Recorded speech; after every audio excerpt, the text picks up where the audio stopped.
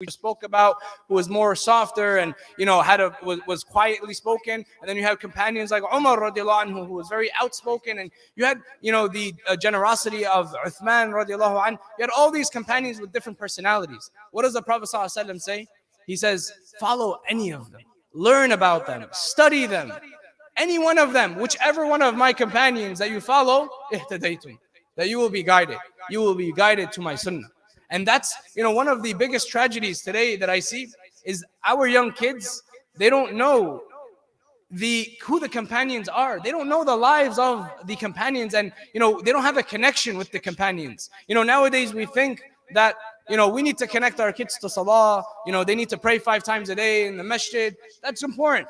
And then we say if we have extra time, we'll teach them the seerah, the life of the Prophet ﷺ.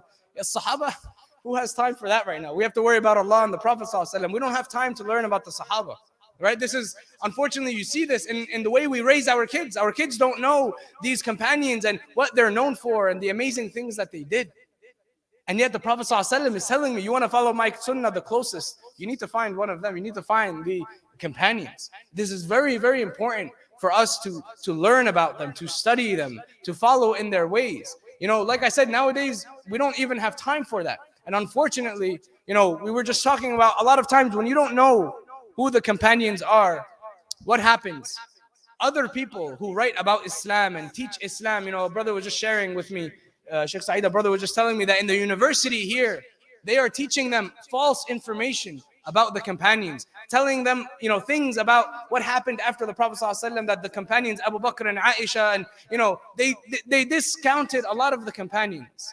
They said, no, cancel Abu Bakr, cancel Umar, cancel Uthman. They said, we'll just take a little bit from Ahlul Bayt and everyone else cancel. And this is what they teach here in America, believe it or not. This is the mainstream Orientalists, Mustashriqeen, they call the Orientalists. This is what they write about. They write about these differences. They attack the companions. They don't focus on Allah and the Prophet ﷺ. Why do they attack the companions? Because when you attack the companions, it makes people doubt the hadith. Because our religion, our whole Islam, our whole deen, the sunnah of the Prophet ﷺ is transferred down to us through what? Through the companions. So if you tackle and cancel the companions, what happens? People start doubting their religion. Is this just a hadith? Do we even know if this is authentic? This companion and that companion, and they start discounting it. What happens? You could create your own, narrative. You could create your own. You could say whatever you want about the deen. Khalas, you're discounting so many of them. So this is why this is very important. Every Muslim family, and I say this whenever I talk about the companions, should have a copy of this book at home. It's available in English. There's Arabic, and there's an English translation of it, PDF online. Hayatul Sahaba, the lives of the companions, lives of the Sahaba. Every Muslim family, every night, pick one companion, read a little bit about, that story of that companion to your children. Teach them so that we can follow that, that way. And I'll conclude with one last, point here. In the beginning of Surah Al-Mulk, Allah subhanahu wa ta'ala, He says, الَّذِي خَلَقَ الْمَوْتَ وَالْحَيَاةَ لِيَبْلُوَكُمْ أَيُّكُمْ أَحْسَنُ عَمَلًا. Right? So we are created in this world to be tested. Who has أَحْسَنُ عَمَلًا?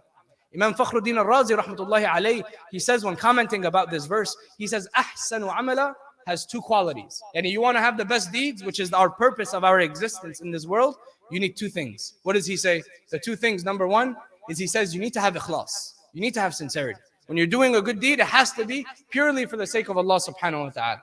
What is the second thing that he says you need to have to be the best of deeds? He says number 1 was ikhlas. Number 2 was to do it closest to the sunnah of the Prophet sallallahu alaihi wasallam. That we have to learn to follow the sunnah of the Prophet sallallahu alaihi wasallam. And that first starts with understanding who the companions were, how they interpreted the sunnah and the life of the Prophet sallallahu alaihi wasallam. They were there, they lived it with him. May Allah subhanahu wa ta'ala allow us to be amongst those who follow the sunnah of the Prophet sallallahu alaihi wasallam. May Allah subhanahu wa ta'ala allow us to do all of our actions with sincerity. May Allah subhanahu wa ta'ala allow us and our children to look up to the companions and to take them as role models in our lives. جزاكم الله خير. سبحانك اللهم وبحمدك نشهد أن لا إله إلا أنت نستغفرك ونتوب إليك. جزاكم الله خير الشيخ سعيد. جزاك الله خير شيخ كريم. تقبل الله منا منكم إن شاء الله. بارك الله فيكم. سبحانك اللهم وبحمدك نشهد أن لا إله إلا أنت نستغفرك ونتوب إليك. شكرا شيخنا. تقبل الله حبيبي. فتح الله لك. بارك الله فيك. الله يجزيك خير. أحسنت والله. والله أحسنت. والله أنا أستمتع بسماعك يا شيخ.